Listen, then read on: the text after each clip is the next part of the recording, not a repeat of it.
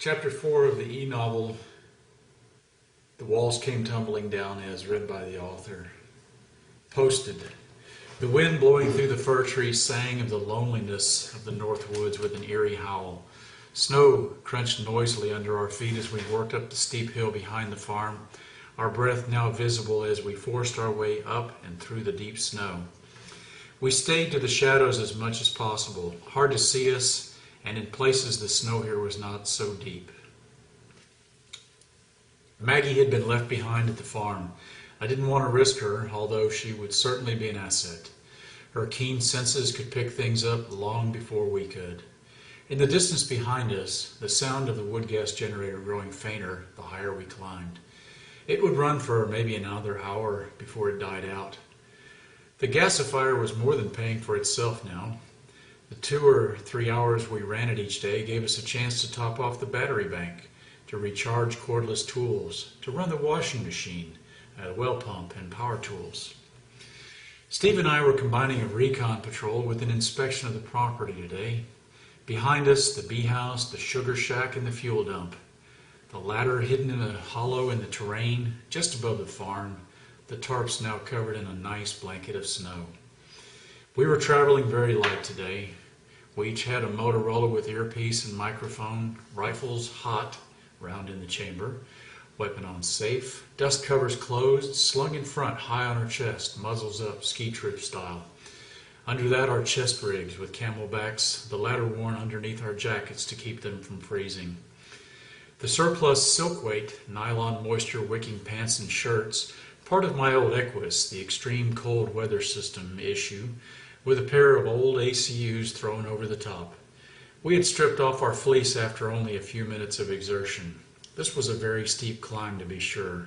I think this is probably the only time of year when the ACU uniform actually served as some sort of camouflage, especially in the woods now devoid of leaves. On our hands we wore military surplus trigger mittens, so called because you could slip your finger over into a special finger slot. Otherwise, you could keep your fingers together, sharing warmth under the thick, fur-backed mitten. On our feet, sorrel-type snow boots strapped into the snowshoes. Fleece caps and scarves ensuring all the remaining skin was wrapped. If the winds picked up, we didn't want to get frostbite. In our pockets, we each had a sandwich rolled up tight in a dish towel in our cargo pockets that our girls had made for us. I got hungry just smelling it when Jacqueline handed it to me earlier. We were dressed light, too light to stay out for long. We would be moving constantly and would thus stay warm. Wearing heavy clothes only makes you sweat, and that makes a body freeze. Today we would be covering a lot of terrain, most of it steep and covered in snow. We also had our compasses and knives, a single hatchet, a pair of binoculars, and a digital camera. At home, the girls would be monitoring the radio and also listening to the scanner, and they'd contact us if something should occur on the other end. The air was crisp, and the blinding sunlight reflected off the snow caused me to squint, making me grateful for the wraparound sunglasses. I remembered in winter survival they showed us how to make snow goggles from cardboard. You cut little slits in them, in the cardboard, and then you tied them on. They worked, but not so good as a pair of these sunglasses. There was no wind today. There never was when the winds got below zero up there, or so they tell me. The porch thermometer said it was -10. As I shivered, I thought surely it must be broken. It feels a lot colder than that right now. I halted as we caught our breath and listened and smelt the wind. I scanned ahead with my 7x50 binos, carefully, methodically, and all the while listening. Listening was always important when moving, especially in the snow, because you could hear nothing when you were crunching along on snowshoes. Right now the woods were eerily quiet. Nothing was moving. It was easy to imagine that this was another time, a time when this would have been a pleasurable hike through our own slice of heaven. Now, though, I had to remind myself that there were a lot of hungry and desperate people. Perhaps some of them might be in these very woods. Soon it would be maple syrup time. I wondered how we would deal with that with the current threat level being so high. Up ahead we could see the edge of the largest clearing, It was nearly 7 acres that had been timbered off, and it was now sporting a thick underbrush in places that provided excellent browse for the moose and deer. Before we left, in our mission planning, I told Steve this would be a very dangerous area because hunters would be around knowing of this clearing. It was also a clearing, and we would avoid it, our camouflage unsuitable for such terrain. We would stand out drastically there and would not cross it for any reason. Instead, we would skirt well away from the edge and look for signs of hunters for their tracks in the snow. We had seen no recent animal sign, and I didn't think we would. Desperate and hungry hunters had all but stripped these woods in the past months. That would not stop them from trying, though. They had no real other options. Steve and I were well aware that they may be sitting out there watching and waiting. I scanned again with the binos. Where they touched my face, they were quite cold. I was looking for any geometric shapes. Nature does not create straight lines. I was also looking for movement and reflection, all signs of human beings. I knew it would be important to see them first, especially if they were hunters. They would know to keep still, but may not understand the importance of disguising off colors, of things that did not quite blend with the surroundings, things like geometric shapes. Hunters are usually aware of not being seen, but rarely need to pay attention to the signs they themselves may leave. They're not used to hunting an animal that hunts back. I looked at the ground, of course, for tracks, knowing the older tracks would be buried under snow. I was also looking for evidence of other and older sign. I scanned at hip level for scarring, places where people bumped into trees with their hips or their rucksacks or equipment, which would leave a telltale but slight scratch or mark on the bark. Animals won't usually climb over a downed tree if they can't jump or step over it. They will instead go around. Not so for humans.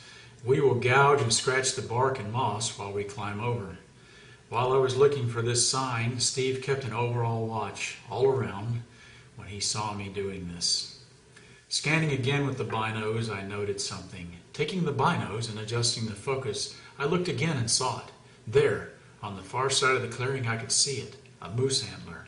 It was hard to see, but once I had spotted it, it was quite obvious. Hunters had taken a moose. I didn't fault them. I would do the same if we could get a shot on one. Before all this unpleasantness, though, you needed a tag, and those were only given out by lottery. Less than 1,000 per season in this entire state. Now, though, the rules had been set aside. In normal times during hunting season, you only went into the woods wearing orange, even if you were hunting, at least to and from your stand, so you wouldn't get accidentally shot. Unfortunately, there would be people around us now who might just shoot us down if they thought they would get away with it. They would kill us for our weapons and anything else we had. No orange for us today, maybe not ever. Steve had a 3x9 scope mounted on the flat rail of his long rifle, and with this, he could theoretically make a 500-yard shot. He was a fairly good marksman, and I believe he could extend that range if we worked together as a team. Years ago, I had been a school-trained scout sniper, and I could read him the windage and elevation and tell him where to aim. Steve, being younger, would probably have better reflexes than me. Today, though, in the woods, the longest shot we might have to make would be less than 300 yards. My weapon with the ACOG on it could easily handle that, but it would depend on me finding something to steady myself against or on. Scanning left to right, slowly, out of the corner of my eye, I saw a glimmer of movement and spoke lowly to Steve so my voice would not carry, telling him to freeze. We both remained as still as ice. I moved my binoculars just a little off center of where the movement was, and there I saw it. The outline of a rifle held against a man wearing some very good hunting camouflage pattern. "Steve, get down real slow," I said, as the man shifted his rifle into his shoulder, looking generally in our direction. I suspect he had also seen us and was going to either scope us or shoot us. We would disappear into the snow before he could put the scope up, before he could acquire us. Once down, we stayed there, and I could now see him faintly with the binos. The man was sweeping gently left and right in our direction. If we remained still, he would not see us. I saw other men now, a barrel or a rifle here, a cap silhouetted against the snow there. Steve, I count 7. Steve acknowledged, and we kept down, trying to somehow get even lower in the snow. The man with the rifle turned around toward the others and appeared to be telling them something. Suddenly, the men around him went to ground.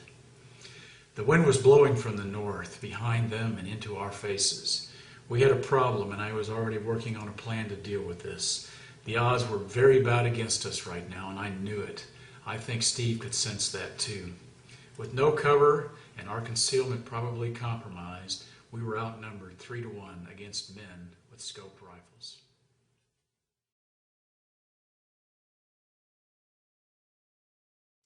The ham. David Bergman sat in the tiny converted attic room in the peak of the old 2-story farmhouse. A dim, single light bulb in the corner running from a bank of batteries in the basement provided him a feeling of peace and normalcy, as well as a little light. This was his hobby room, and in front of him sat his hobby, an eclectic but very functional collection of radio receivers, transceivers, amplifiers, and in the center, a single large microphone. On his head sat an old but very high-quality headset. Lately, he transmitted rarely because that took a lot of power. The sun wasn't out much this time of year, and so his solar panels would only give him enough power to monitor, with just a little left periodically to transmit, but usually for less than half an hour, total at high power. On the crowded walls behind his equipment hung various awards, licenses and certificates, including the one giving him the extra classification, several reception report cards or QSLs from a variety of amateur stations. He could transmit an FM, single sideband, and continuous wave or Morse code with equal proficiency. Outside his home stood 3 separate antennas mounted on 2 masts, the tallest being nearly 100 feet. 40 years ago, he and his wife had chosen this property because it was built on the highest terrain feature in the area. She loved the views, and he loved the transmission and reception potential. He could now transmit around the world and was registered with various emergency organizations, including NEMA and Mars. David had been transmitting his location at first, but now became concerned when he heard reports from other hams of the increasing violence throughout the world. He had since ceased giving location other than North Maine, along with his license number per federal regulation, the latter more a habit now than anything. David could tell from the reports that the world infrastructure had collapsed almost entirely. He listened to anything he could pick up. The normal radio stations had fallen off the net one by one, and the only news now came from other hams. David mused that he had always gotten the best news from his friends all around the world anyway. He thought about them, about bears in Russia, who had suddenly gone silent for several weeks now. The same with Peter in Denmark and Marco in Spain. Others reported shortages of power or fuel and announced they were signing off too. One by one, the circle grew smaller. Now, only David and a handful of others remained in place, faithfully monitoring and transmitting when they could. In Miami, Los Angeles, and New York, he heard first-hand reports from other hams of riots and chaos. These cities and dozens of others had been consumed in massive fires when riots broke out. Looters had started fires, but fire departments were understaffed. The first responders either opting to stay home to defend their own families or simply being too few in number to be of any effect. The fires had destroyed the water pumping stations, electrical substations, and the highways and railways that ran through the cities. Cities that had once served as hubs to facilitate the transport of goods, services, materials, and communications now became dead nodes through which nothing could pass. Coal could not get to the power plants, neither could fuel oil. The nukes continued to run, as did the few hydroelectrics, but altogether there was not enough power. The grid was down. The central control and routing had crumbled anyway. Thus, oil refineries could not operate. Tanker ships sat unloaded offshore. There was nothing to be done with the crude. Pumping stations shut down and pipelines could not pump, even if the refineries could have handled all that oil. Without fuel, the nation's food could not be grown, harvested, or shipped to market. Small farmers markets and co-ops continued for a while, but when the fuel was gone, so was their ability to produce, to deliver to market. Stores in the cities had, of course, run out of goods within a day or two. The highways choked with fleeing refugees had made it impossible to bring goods in, even if there was fuel to do so. The infrastructure began to topple like dominoes. The delicate and interconnected nature of society and industry became obvious as the world that most people knew unraveled and imploded. David had seen disasters before, of course. Hurricanes, tornadoes, floods, and even wars. He had never heard something so widespread and pervasive or long-lasting. The more things broke, the more they took down other things around them. It was the epitome of the vicious cycle. Long ago, he had learned how easily disasters could occur. On top of that, living in northern Maine, he knew it was wise to have a good supply of everything you would need to keep life normal for several months. Years ago, they had put in the solar panels and the battery bank. Any disaster that had befallen, he always felt a sense of confidence. He was even able to help the neighbors here and there. Now he wondered, though. David had a front row seat to hear all these reports. Some places seemed to do a little better than others. Rural towns were hit hard, but they didn't have to fall very far.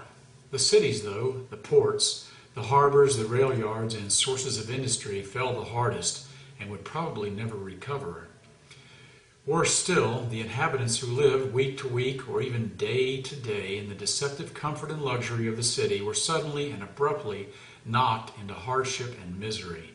They were pushed back into living with no electricity, running water, no food, no phones, no hospitals, sewage or security.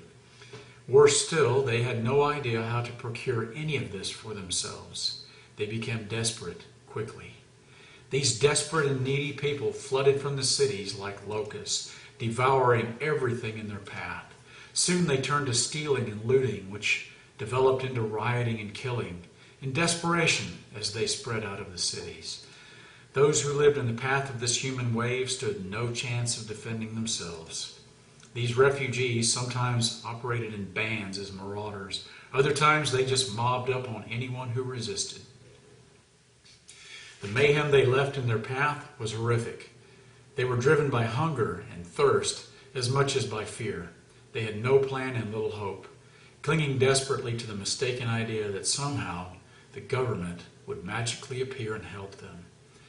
Government emergency agencies like FEMA did their best, but they were completely and hopelessly overwhelmed, like putting out a raging fire with a squirt gun.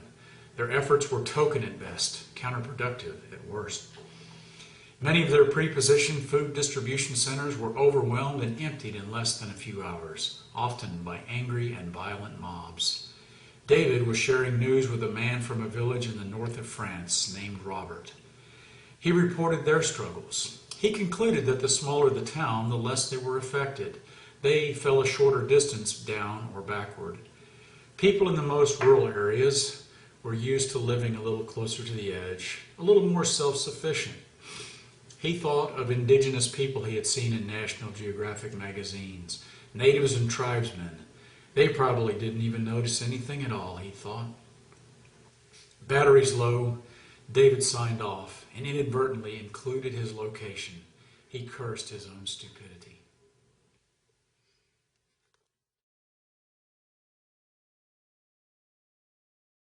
Hope. As the wind blew, reminding her of her loneliness, Linda had cranked up her little Eton shortwave and sat listening now, frightened and huddled in her sleeping bag, earphone in place. Tears in her eyes, she sat praying, hoping, and listening. Soon she heard it, his voice, that voice that spelled hope to her. She listened to every word as the man spoke to another man. In her trembling hands she held her map and flashlight, praying he would give his location just one more time. Oh, please, God, please, she begged. He started to sign off. She held her breath, lest it interrupt him. When he gave his location, she almost shouted for joy. She crawled down deep in the bag, pulled out her little flashlight, and eagerly sought the town's name. She could not find it. She began to despair and cry. She needed to find it. Please, God, she cried and closed her eyes. She opened her eyes, and there it was, the little name, New Sweden. It seemed to glow on the map. Quickly, she calculated that it was perhaps 3 days' walk north from here. She would arrive hungry with nothing but the gear on her back. She wondered if he would turn her away. She put that thought out of her mind. Surely he was too kind to do that. She fell asleep holding the map in her hand. It comforted her now.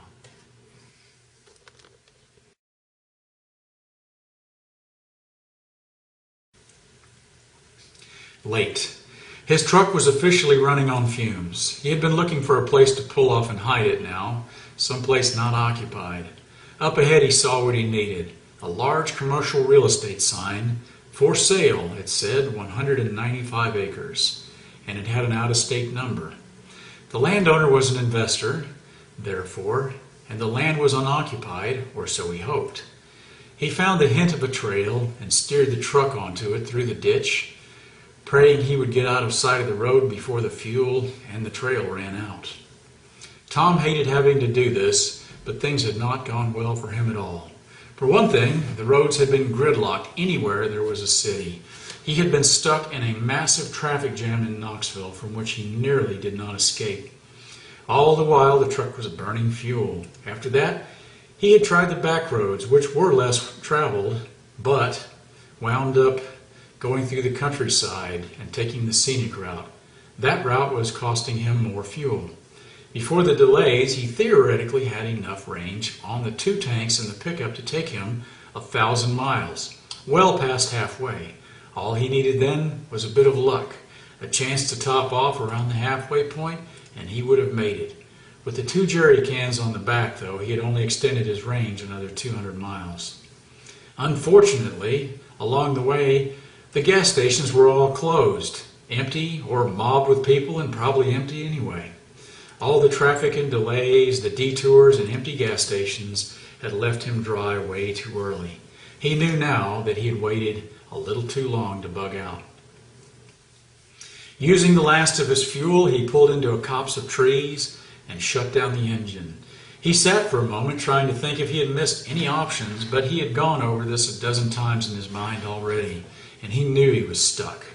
He got out and unloaded the vehicle of all his equipment, carrying it about 50 feet away into the open and making a pile. He would have to make a cache. From his gear, he pulled out the big brown tarp and a machete. He went to the other side of the clearing, well into the woodline, and cut piles of brushy evergreen limbs, tossing them onto the tarp. Using the tarp for a skid, he dragged them back to the vehicle. He dumped the limbs on the ground and then tarped the vehicle, staking it down, then piled it with limbs and boughs, sticking the ends of the bottom ones into the dirt. It would not pass close and careful scrutiny, but someone only 50 yards away might not see it. He had a bug-out rucksack, and into this he loaded all the food he had, pushing the load up to nearly 110 pounds. He picked through his gear several times, but in the end he knew he had to leave so much behind. He had his rucksack bug-out bag with his level 1 kit, his rifle, pistol, and chest rig. The rucksack had room in it. He extended upward for almost another foot higher just by loosening the lid straps. Into the space he put all the food, all his extra rifle ammo, 240 rounds on stripper clips, and 2 bandoliers. He had a good variety of food, including MREs. He broke the MREs down so he would fit them easily into the pouches and they would take less room. He also had some old Lerp freeze-dried rations that he took out of the plastic pouches as well. He had some dried fruit, a few protein bars, crackers, and a tin of cookies. He knew that he was seriously overloaded, but after the food was gone, he would be down to 70 pounds again. He would need to forage for water daily, but had a water purification tablet, bottle, and a 5-quart jungle canteen for that, as well as a hydration system in his rucksack. The rest of the gear he wrapped up in plastic bags. He got out the other large tarp, went into the tree line well away and cut more branches and picked up sticks as well. Returning, he dumped this into a pile. Next, he spread the tarp out and then, using his $5 long-handled Walmart special shovel, dug a hole. Put all the spoil on the tarp as he was digging. When the hole was about twice the size of the pile of gear, he carefully covered the bottom with limbs and twigs, placed the bagged up gear inside, and then covered this with more limbs. Satisfied, he dumped the earth from the tarp onto the hole and finished by replanting some of the weeds and a couple of small clumps of brush. In time, the rain would depress the hole a bit. The grass and vegetation would grow. Finished, he marked the site with his Garmin and put down the grid location in his waterproof field book. After this, he walked over to a big and very distinct tree nearby. It branched out with 4 limbs. It was distinct. The largest seemed to point directly to the cache. He shot an azimuth to the cache with his compass and then carefully paced off the distance to the hole and rechecked it twice. He wrote this down as well in his little waterproof notebook and then marked the location as best he could on the tiny atlas road map in his level 1 kit. All this took him nearly an entire day and a lot more calories than he had wanted to burn. He hid the shovel under the truck with the tarp. The chances he might find fuel were slim. The chances somebody might find his truck were better. If they did, he didn't want them to get all his good gear. In reality, he knew he would probably never be this way again. But he had to try. He had spent too much money on all that equipment. He bedded down nearby for the night, his M4 cradled in his arms, 9mm under his rolled-up jacket that he was using for a pillow. In the morning, he would begin the trek north. He had so far to go, nearly 700 miles. It depressed him. He thought if it weren't for bad luck, he'd have no luck at all. At 15 miles a day, maximum, he would be on the road for a month and a half. Realistically, it would be more like 2 or even 3 months. It was February and not too cold here, but not exactly warm either. It would get colder every mile he went north, every foot he went higher into the mountains. He fell asleep almost the instant he lay down, exhausted and depressed. This has been Chapter 4 of the Preparedness and Survival e-novel as read and written by the author. The Walls Came Tumbling Down. Thank you for tuning in. Please come back next Friday and I will repost, God willing, Chapter 5.